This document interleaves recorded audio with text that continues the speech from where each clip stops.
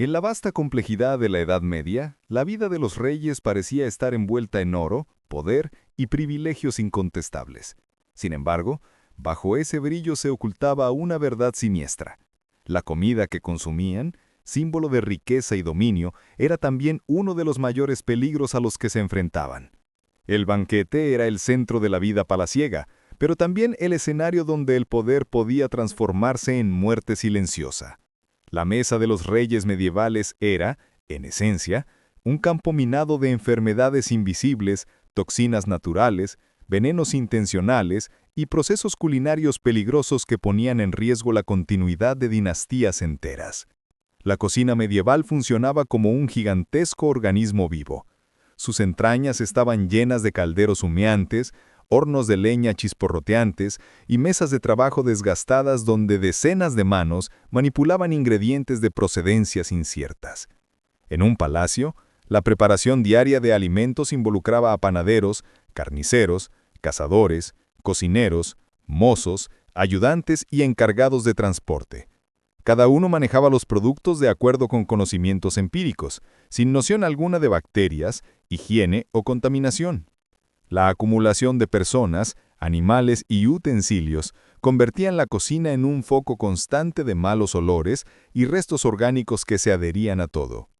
Los alimentos destinados a la realeza provenían de reservas almacenadas durante meses.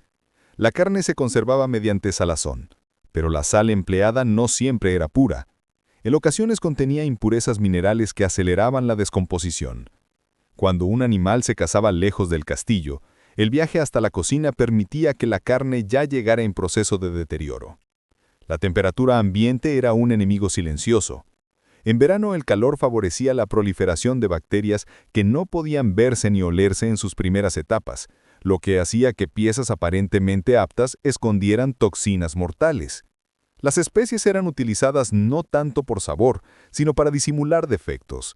En un tiempo donde la pimienta, el clavo, la nuez moscada y la canela eran productos de lujo, su presencia indicaba riqueza. Sin embargo, también se empleaban para ocultar los aromas desagradables de carnes que ya comenzaban a pudrirse. Un cocinero medieval no buscaba preservar la frescura, sino maquillar los indicios de corrupción alimentaria. El paladar del rey, engañado por las especias intensas, consumía sustancias que ya no eran seguras. Las aves representaban otro riesgo serio. Los faisanes, ocas y pavos reales se servían con frecuencia completamente adornados, incluso reconstruidos con sus propias plumas. El proceso de desplumado y evisceración era manual y rudimentario. Un error común consistía en no retirar todas las vísceras, especialmente los pulmones e intestinos, donde proliferaban organismos peligrosos. Al cocinar el ave, los restos internos generaban toxinas que se mezclaban con los jugos del animal, convirtiendo cada porción en una bomba biológica. La magnificencia del plato, exhibida como símbolo del poder del monarca, ocultaba la amenaza. El pan, alimento básico incluso para los reyes, no estaba libre de peligros. Las cosechas de centeno podían contaminarse fácilmente con el hongo ergot, cuyas toxinas afectaban el sistema nervioso humano. En pequeñas cantidades generaba síntomas leves, hormigueo en los dedos, mareos o fiebre. En grandes cantidades causaba convulsiones, delirios y gangrena. Comer pan era un acto cotidiano y aparentemente seguro, pero podía desencadenar episodios que la medicina medieval interpretaba como posesiones, maldiciones o castigos divinos. El vino, bebida real por excelencia, añadía otro factor de riesgo. Su elaboración carecía de controles. Los barriles podían contener residuos de fermentaciones anteriores, hongos interiores no visibles o restos de madera contaminada. En muchos lugares de Europa, para suavizar vinos ácidos, se añadían sustancias como resina, hierbas desconocidas o miel en mal estado. Pero el mayor peligro residía en los recipientes de metal. El plomo, abundante y fácil de trabajar, era el material perfecto para fabricar jarras y copas. Cuando el vino permanecía dentro de estos recipientes, absorbía partículas del metal.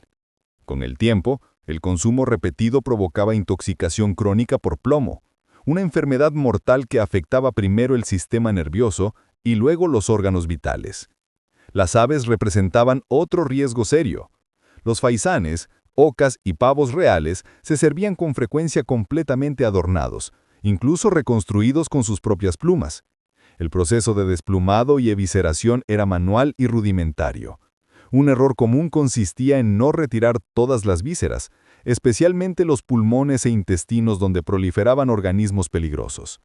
Al cocinar el ave, los restos internos generaban toxinas que se mezclaban con los jugos del animal, convirtiendo cada porción en una bomba biológica.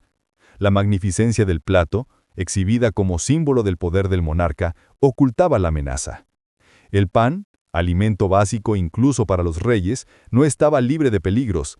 Las cosechas de centeno podían contaminarse fácilmente con el hongo ergot, cuyas toxinas afectaban el sistema nervioso humano. En pequeñas cantidades generaba síntomas leves, hormigueo en los dedos, mareos o fiebre. En grandes cantidades causaba convulsiones, delirios y gangrena. Comer pan era un acto cotidiano y aparentemente seguro, pero podía desencadenar episodios que la medicina medieval interpretaba como posesiones, maldiciones o castigos divinos. El vino, bebida real por excelencia, añadía otro factor de riesgo. Su elaboración carecía de controles.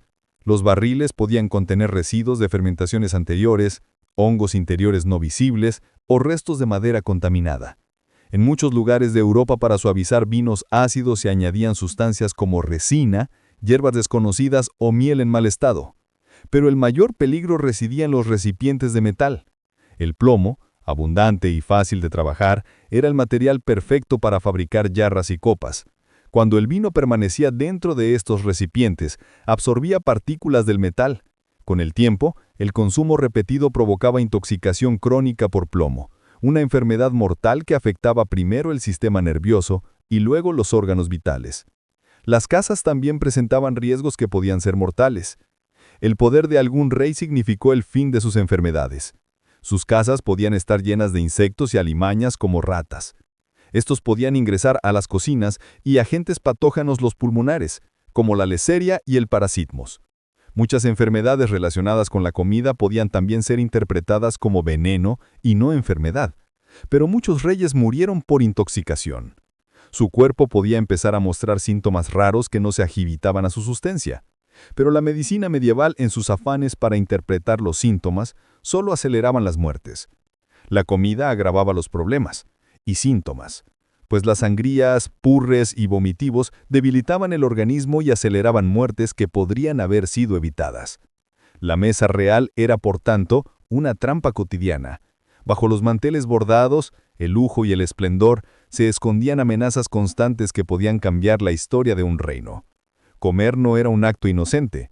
Era un riesgo permanente que ningún monarca podía evitar porque la alimentación era en sí misma parte esencial de su imagen pública.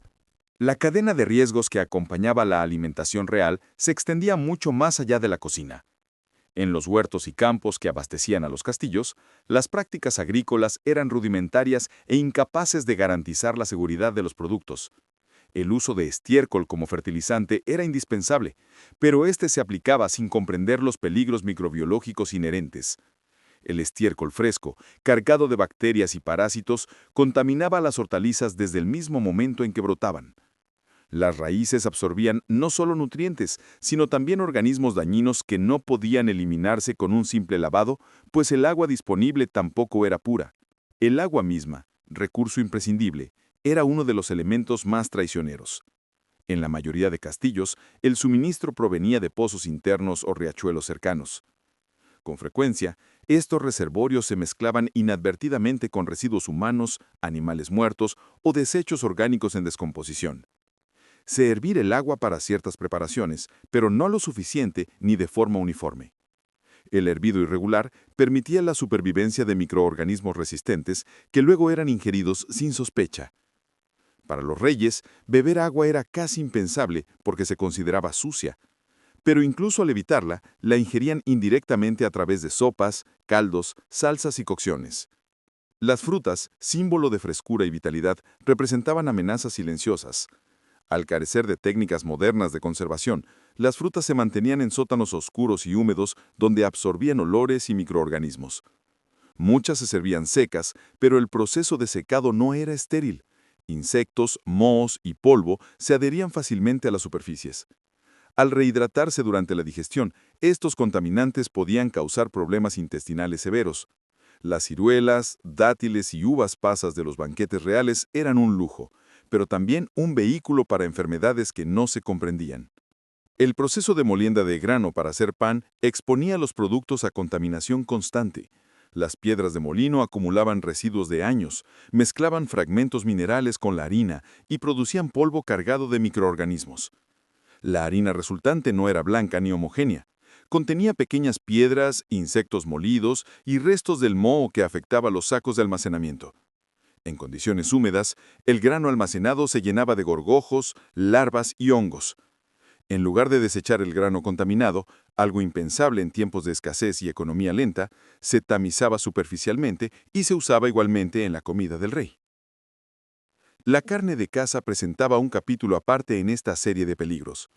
Los animales salvajes podían portar enfermedades, parásitos internos y agentes patógenos que no se conocían. No había inspección veterinaria ni métodos de desinfección.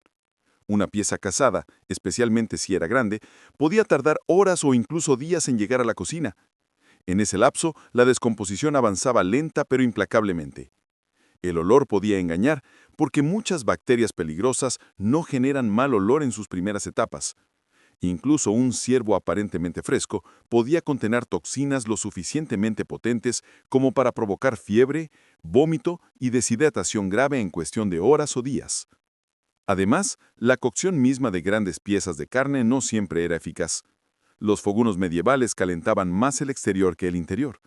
Era común que los cocineros retiraran un venado del fuego cuando la superficie estaba dorada, sin saber que el centro aún albergaba colonias de bacterias vivas. Las especias y salsas intensas disimulaban cualquier sabor extraño, mientras que la costumbre de servir carne en grandes cantidades dejaba poco espacio para detectar diferencias sutiles en el gusto. Las grasas animales eran omnipresentes. Se utilizaban para cocinar, para conservar alimentos y para dar textura a las salsas. Sin embargo, la grasa rancia era difícil de detectar en un entorno donde los olores fuertes eran normales. En condiciones inadecuadas, la grasa adquiría compuestos tóxicos que irritaban el tracto digestivo y el sistema cardiovascular. El consumo regular de estas grasas deterioraba la salud del rey con el paso del tiempo, contribuyendo a enfermedades que los médicos atribuían a calores internos o humores espesos. La presencia de mohos en alimentos almacenados era un peligro incomprendido. Los mohos visibles se retiraban, pero las toxinas que estos producían quedaban impregnadas en el alimento. No existía el concepto de micotoxinas, por lo que se creía que bastaba con quitar la parte enmohecida. En realidad esto era insuficiente. Los reyes, al consumir quesos, panes y frutas almacenadas, ingerían toxinas que podían afectar órganos vitales y causar fallos hepáticos o renales. Los banquetes reales eran especialmente peligrosos. En ellos la cantidad y variedad de platos aumentaba exponencialmente, así como los riesgos asociados. Los alimentos se preparaban con horas de anticipación y se dejaban reposar en mesas largas expuestas al aire, a los insectos y a los cambios de temperatura. Los dulces elaborados con miel podían fermentar sin intención, generando alcoholes indeseados y bacterias. Los pasteles rellenos de carne permanecían demasiado tiempo en reposo, convirtiéndose en caldo de cultivo para microorganismos. Las gelatinas hechas con huesos requerían horas de calentamiento, durante las cuales podían contaminarse con hollín, ceniza o animales pequeños que pululaban entre los fogones. Las decisiones políticas también influían en lo que llegaba a la mesa. La mayoría de productos exóticos se importaban mediante rutas largas e inestables. Las caravanas que transportaban especias, frutos secos o miel podían pasar semanas o incluso meses en tránsito. El deterioro era inevitable. Los comerciantes aplicaban métodos primitivos para revivir la apariencia de los productos. Probaban frutas con aceites, mezclaban especias viejas con nuevas, añadían semillas para aumentar el volumen o humedecían productos secos para que parecieran frescos. Todo esto incrementaba la probabilidad de que lo que llegara al rey fuese una mezcla de productos parcialmente estropeados. Los recipientes y utensilios representaban otro capítulo de riesgo. El metal disponible en la Edad Media no era puro. El estaño y el plomo se mezclaban en proporciones variables para crear vajillas duraderas. La soldadura de los calderos también incluía plomo, que podía desprenderse durante el calentamiento. Los cuchillos y herramientas, al no limpiarse adecuadamente, acumulaban residuos, sangre seca y grasa oxidada. Incluso el roce entre utensilios podía generar pequeñas partículas metálicas que terminaban en la comida. El rey, sin saberlo, ingería metales pesados que su organismo no podía eliminar. Los pescados, aunque menos comunes en algunas regiones, representaban riesgos aún mayores cuando se servían lejos de la costa. El transporte desde el mar hasta los castillos podía durar días, incluso semanas. Las técnicas de conservación, salado excesivo o ahumado intenso, alteraban la calidad del pescado sin garantizar su inocuidad. El pescado contaminado generaba toxinas que sobrevivían incluso a la cocción. Los reyes que consumían estos platos podían enfermar con síntomas que se confundían con otras dolencias, dificultando cualquier diagnóstico. La falta de conocimiento científico hacía que los reyes vivieran en un estado perpetuo de vulnerabilidad. Incluso los alimentos más simples podían convertirse en venenos silenciosos. El proceso digestivo era considerado una fuerza mística, donde el cuerpo transformaba los alimentos mediante humores y calores naturales. Cualquier malestar se atribuía a conceptos abstractos como bilis negra o humor crío, lo que impedía comprender la verdadera causa del daño. La medicina medieval era incapaz de relacionar la ingesta de un alimento específico con una enfermedad posterior. Los médicos recetaban remedios que hoy sabemos que resultaban contraproducentes. Las purgas debilitaban el sistema inmune. Las sangrías reducían la capacidad del cuerpo para combatir infecciones. Las hierbas empleadas, aunque naturales, podían ser tóxicas en las dosis aplicadas. Muchas veces el remedio mataba al rey más rápido que la enfermedad original, pero la tradición médica se imponía sobre cualquier otra lógica. La rutina alimentaria de un rey estaba marcada por la obligación de demostrar abundancia. Comer poco podía interpretarse como debilidad o austeridad exagerada. Por ello, los reyes ingerían excesos de comida que sobrecargaban el organismo. Los banquetes podían incluir decenas de platos que mezclaban carnes, panes, lácteos, frutas, verduras y vinos fortificados. El sistema digestivo saturado respondía con inflamaciones, úlceras, problemas hepáticos y desórdenes metabólicos. La muerte podía llegar por acumulación de daños, sin necesidad de un veneno puntual. La muerte silenciosa ligada a los alimentos en la Edad Media no se limitaba a intoxicaciones lentas o a enfermedades derivadas de prácticas insalubres. También incluía una serie de peligros biológicos y naturales que la medicina del momento no podía comprender ni enfrentar. Entre estos se encontraba uno particularmente devastador: las toxinas naturales presentes en plantas, animales y hongos que eran consumidos sin pleno entendimiento de sus efectos. Algunos ingredientes, apreciados por su rareza, podían contener sustancias neurotóxicas o hepatotóxicas que se activaban durante la cocción, sin que cocineros ni consejeros tuvieran forma de detectarlo. A esto se añadía la costumbre de experimentar con sabores exóticos para impresionar a embajadas o cortes extranjeras. Cada banquete se convertía así en un experimento culinario cuyas consecuencias solo se revelaban después de que el rey había comido. Uno de los ejemplos más peligrosos era el consumo de pescado en regiones sin acceso directo al mar. Los reyes, deseosos de demostrar poder y opulencia, exigían pescado fresco incluso en zonas alejadas de las costas. Para satisfacer ese capricho, caravanas enteras transportaban peces en barriles llenos de agua o hielo. Pero la falta de técnicas adecuadas hacía que muchos ejemplares llegaran ya contaminados. El botulismo, causado por toxinas resistentes al calor, era letal, y sus síntomas confundían a médicos y consejeros. La parálisis progresiva, la dificultad para respirar y la muerte silenciosa eran interpretadas como maldiciones o castigos, cuando en realidad provenían de una sola comida. Los mariscos representaban un riesgo aún mayor. Las ostras, consideradas un lujo exclusivo, podían contener bacterias peligrosas que afectaban el sistema digestivo y provocaban vómitos, diarreas y deshidratación severa. El agua donde se recolectaban no siempre era limpia. A menudo estaba contaminada por desechos humanos o animales. Consumir mariscos crudos o ligeramente cocidos se convirtió en una tradición que definía el estatus del rey, pero también una puerta abierta a enfermedades mortales. Otro elemento letal era la miel, un producto que se consideraba puro y seguro. Sin embargo, ciertas flores contenían toxinas naturales que pasaban a la miel y producían efectos alucinógenos, convulsiones o insuficiencia cardíaca. La miel tóxica no tenía olor, sabor ni color diferente, por lo que era imposible identificarla sin conocimientos químicos avanzados. Los reyes que consumían miel en exceso podían experimentar episodios repentinos de dolor, debilidad o pérdida de la conciencia, sin que su entorno entendiera la causa.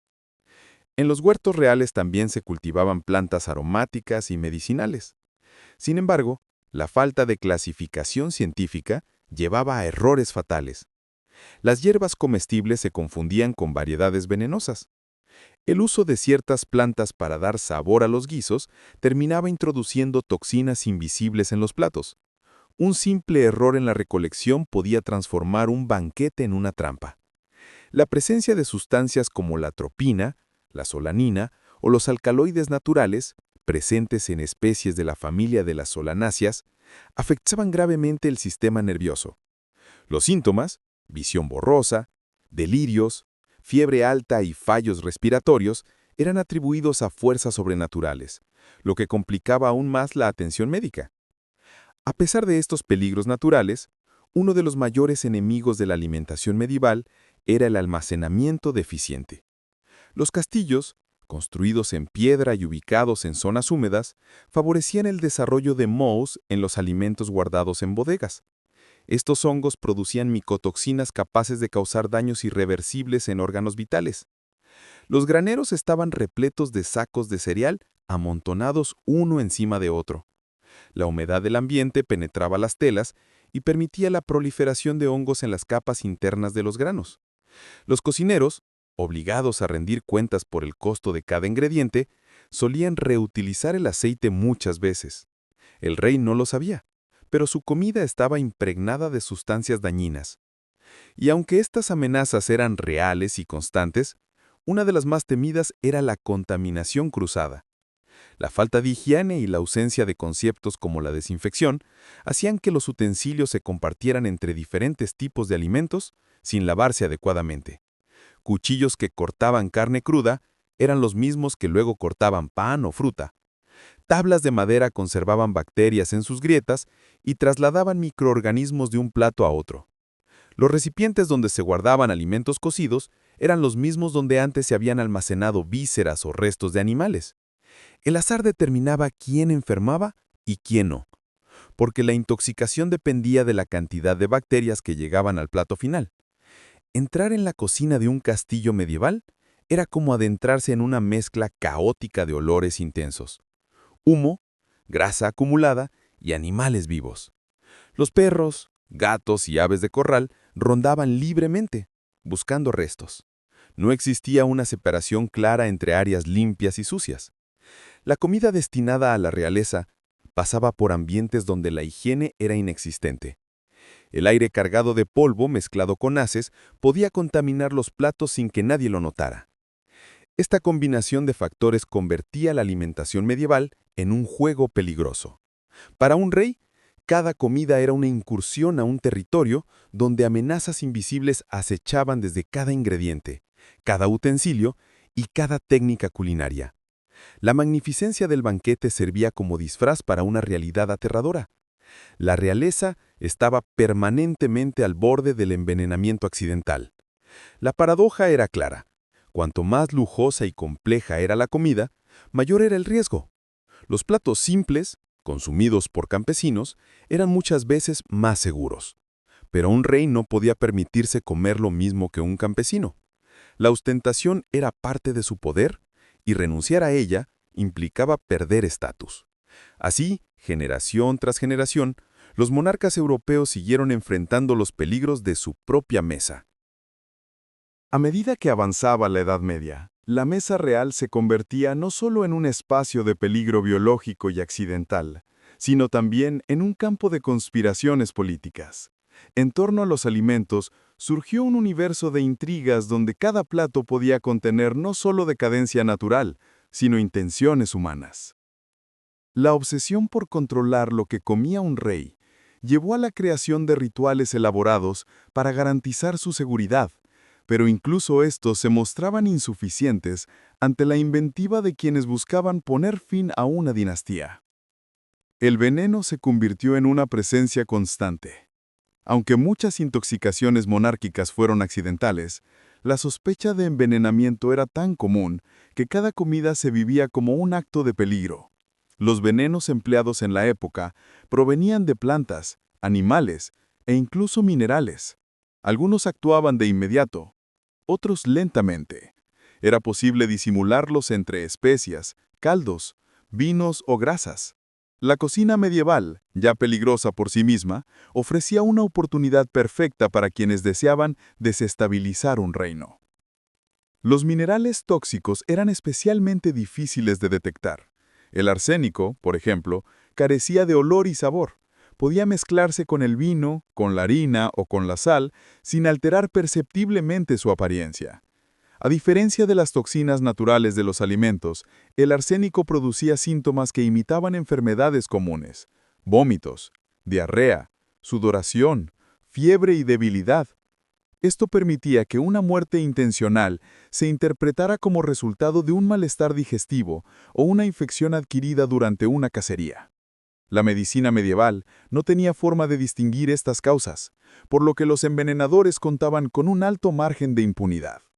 Las hierbas venenosas también se usaban con relativa frecuencia. La cicuta, el beleño y la belladona eran algunas de las plantas más temidas. El conocimiento sobre ellas estaba en manos de herboristas y boticarios, quienes sabían extraer sus componentes activos. Bastaba con pequeñas cantidades para provocar alucinaciones, parálisis o muerte.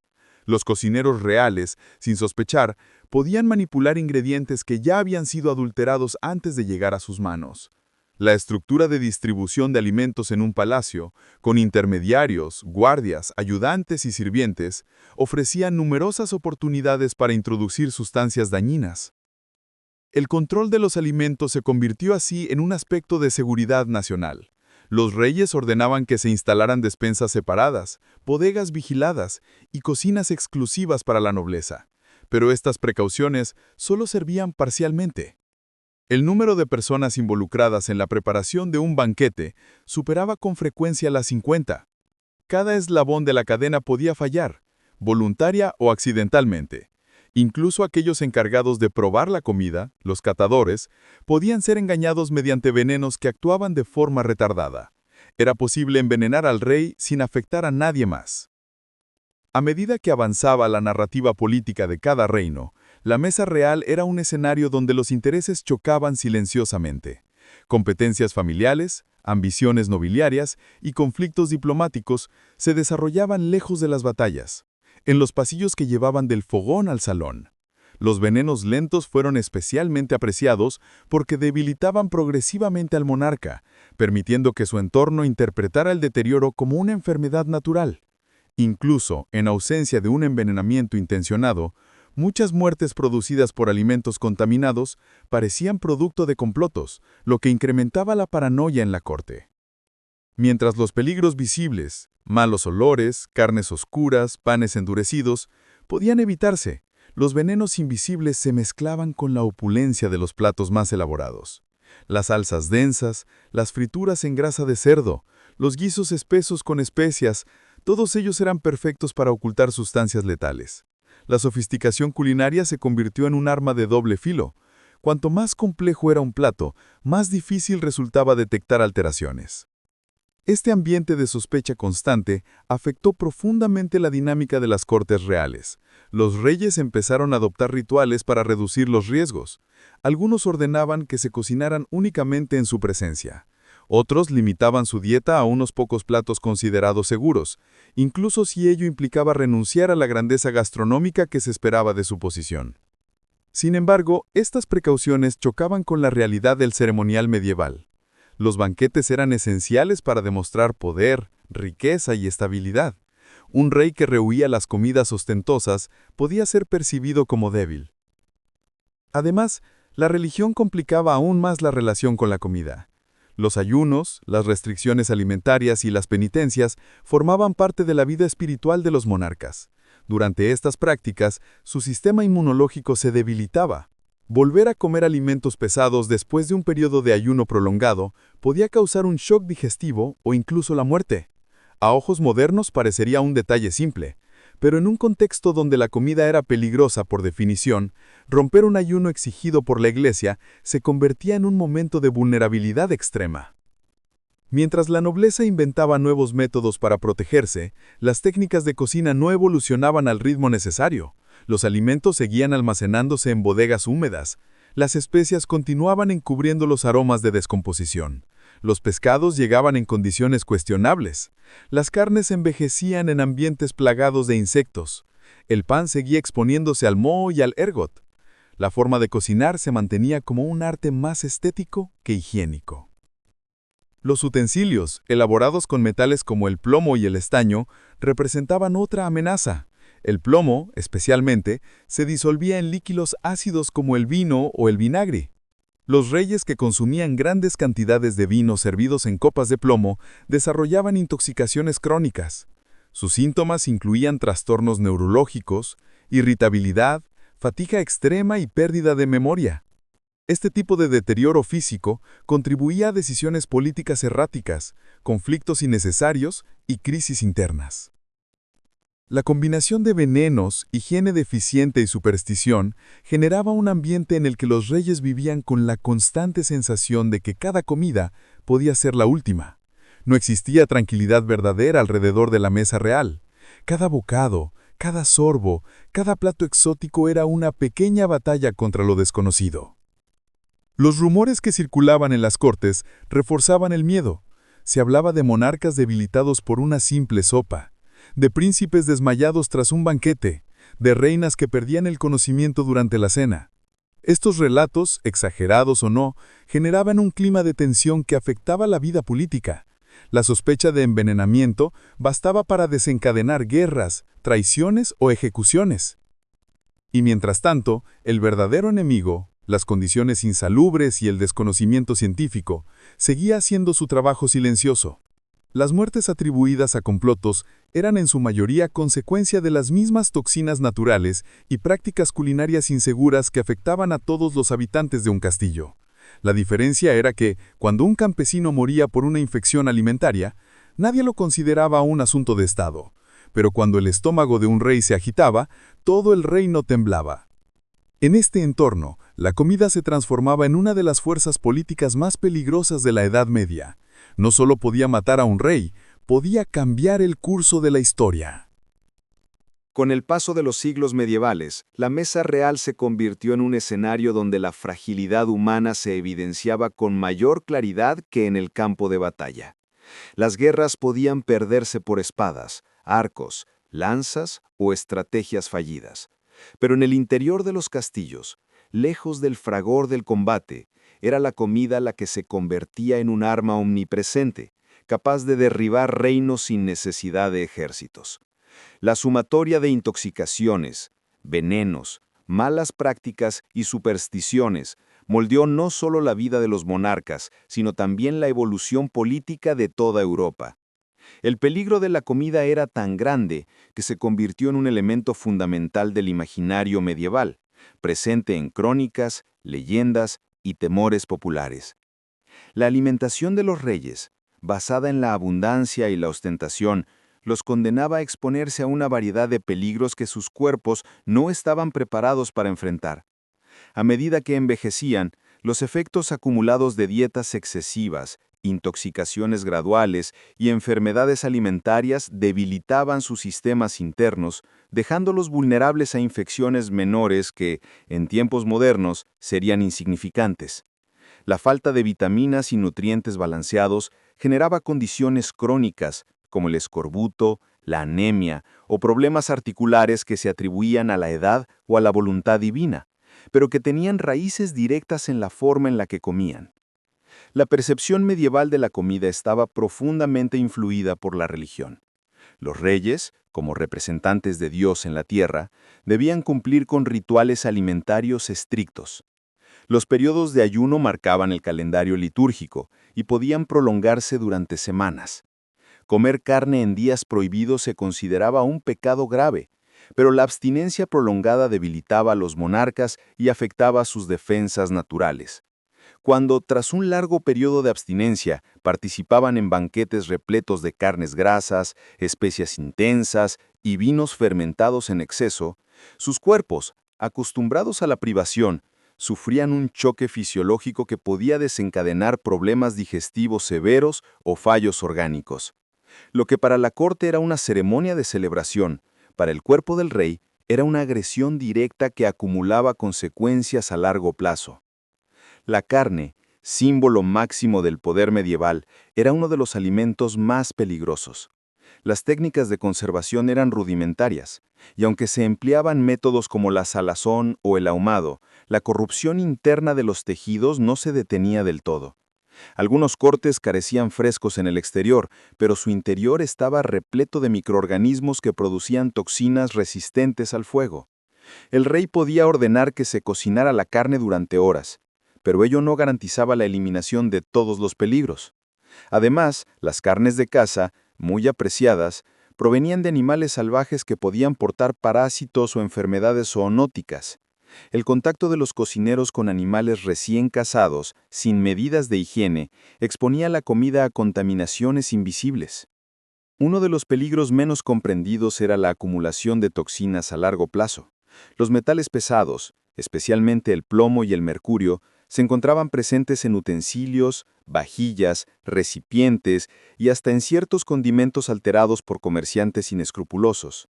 Con el tiempo, estos metales se acumulaban en el cuerpo del rey, generando efectos devastadores sobre el sistema nervioso y los órganos internos. La confusión mental, la pérdida de memoria, los comportamientos erráticos e incluso la violencia impulsiva podían ser interpretados como signos de locura o posesión, cuando en realidad eran síntomas de intoxicación prolongada. El deterioro cognitivo de algunos monarcas, atribuido muchas veces a enfermedades espirituales o debilidad hereditaria, podría haber tenido origen en el contenido de sus copas o en las salsas aparatosas que acompañaban sus banquetes. La vida dentro del castillo tampoco ayudaba. El ambiente cerrado, cargado de humo, humedad y animales domésticos creaba condiciones propicias para la proliferación de bacterias y parásitos. Los alimentos se preparaban en espacios donde convivían fogones encendidos, restos de grasa acumulada, herramientas sin limpiar, animales vivos y decenas de personas trabajando simultáneamente.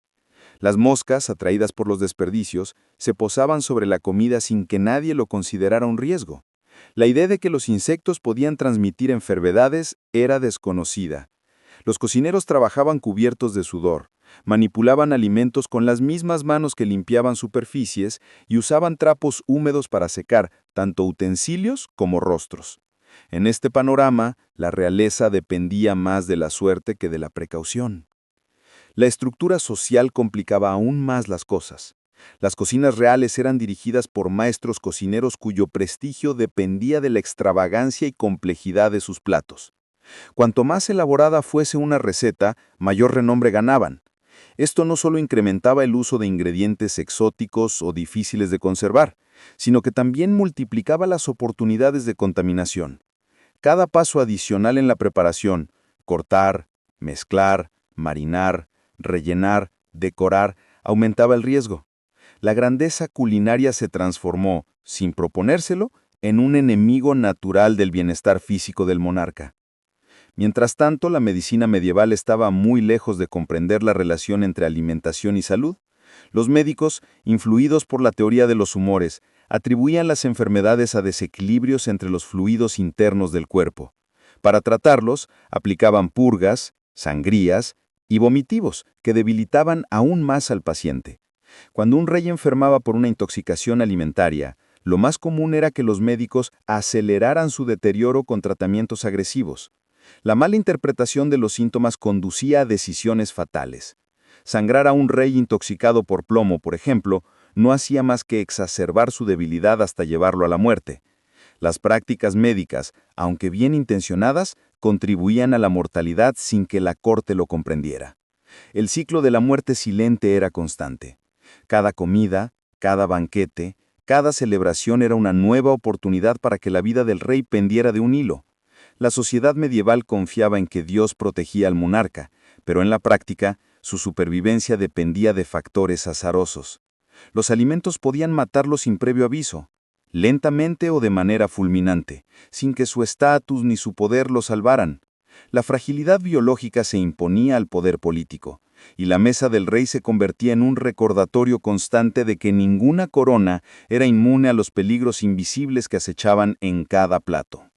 Al final, la muerte provocada por la comida no solo afectaba el cuerpo del monarca, sino que también tenía repercusiones profundas en el destino del reino. La desaparición repentina de un rey podía desencadenar guerras de sucesión, disputas internas, rebeliones y crisis diplomáticas. La estabilidad política dependía de la salud del soberano, y la salud del soberano dependía, irónicamente, de los alimentos que consumía. La mesa real, con toda su opulencia, era una trampa disfrazada de lujo. Los registros de la época, aunque limitados, dejan entrever un patrón constante. Los reyes rara vez morían en batalla, pero frecuentemente sufrían enfermedades súbitas que la medicina de entonces no podía explicar. Las crónicas describen fiebres, vómitos, dolores intensos, alucinaciones, debilidad repentina o pérdida del conocimiento. En retrospectiva, muchos de estos síntomas coinciden con intoxicaciones alimentarias, envenenamientos accidentales o consumo prolongado de metales pesados. La realeza, envuelta en oro y privilegio, vivía sin darse cuenta sobre un terreno minado. Todo esto revela una paradoja profunda. Cuanto mayor era el poder del rey, más vulnerable era a los peligros de la comida. La ostentación, diseñada para demostrar fuerza, se convertía en su debilidad. La riqueza permitía acceso a ingredientes exóticos y complejos que multiplicaban los riesgos. Las prácticas ceremoniales exigían comer en público, aceptar alimentos de manos ajenas, participar en banquetes interminables.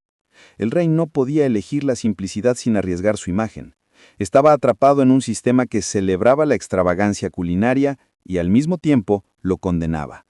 En conclusión, la comida en la Edad Media no era simplemente un sustento, sino una fuerza histórica con capacidad en matar reyes, moldear reinos y alterar destinos.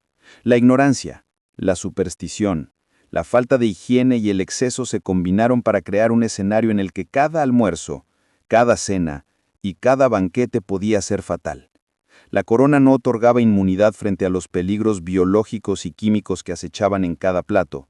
En última instancia, la mesa medieval era una encrucijada donde se encontraba el poder con la mortalidad, y donde la vida podía terminar no por una guerra, sino por un simple bocado.